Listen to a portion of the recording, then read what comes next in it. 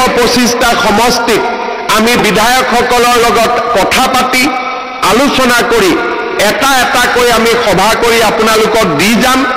আঁচনিত প্ৰথম বছৰ আমি 10,000 টকা দিম, অৰ্থাৎ 2025-26, 26-27 চনত আমি আৰু 25,000 টকা দিম। 12,500 বেংকৰ পৰা আমি লৈ দিম, 12,500 আমি দিম আৰু সুদ দিব নালাগে।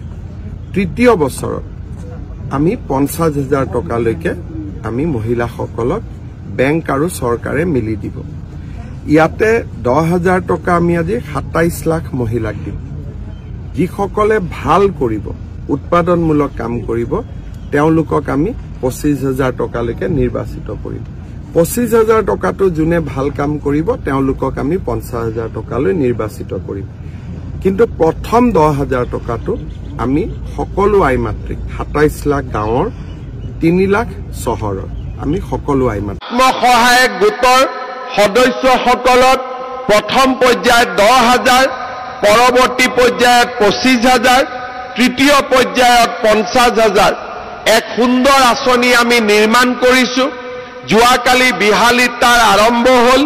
এতিয়া বাকী 125টা সমষ্টিত আমি বিধায়কসকলৰ লগত কথা পাতি আলোচনা কৰি এটা এটাকৈ আমি সভা কৰি আপোনালোকক দি যাম আৰু যোৱা 1 এপ্ৰিল তাৰিখে এই আঁচনিটোৰ শুভ উদ্বোধন কৰিবলৈ পাই আমি গৌৰৱ অনুভৱ কৰিছো।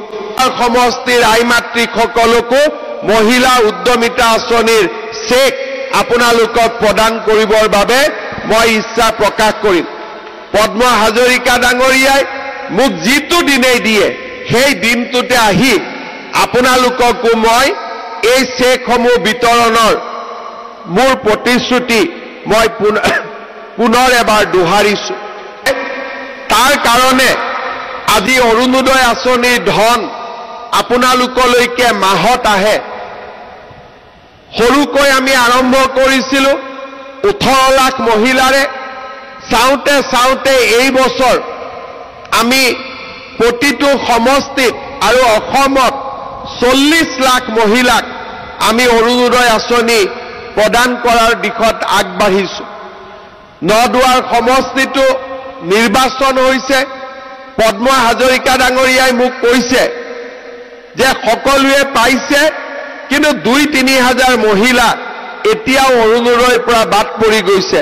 মই নদুৱাৰ সমষ্টিৰ বাবে নতুনকৈ আৰু 3,000 মহিলাক অৰুণোদয় আঁচনিত অন্তৰ্ভুক্ত কৰিবলৈ সিদ্ধান্ত লৈছো।